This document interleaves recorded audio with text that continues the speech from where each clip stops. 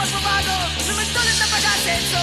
Nasanay magpapakalma, sinagwawalang isipan ng tao. Pero sa gitna na lahat ng ingay, ay may katahimikan magpapagaling. Sinagsasakit-sakit ang kanaysayan, design na biktima ng bulok na lipunan, naglipunan na bulok ng nabiktima kasaysayan. May pag-asa pa ba?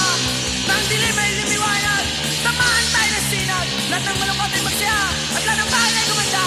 Pero sa gitna na lahat ng ingay, ay may katahimikan magpapagaling. Sinagsasakit-sakit ang kanaysayan, design na biktima ng bulok na lipunan, naglipunan na bulok ng nabiktima kasaysayan. May pag-asa pa ba?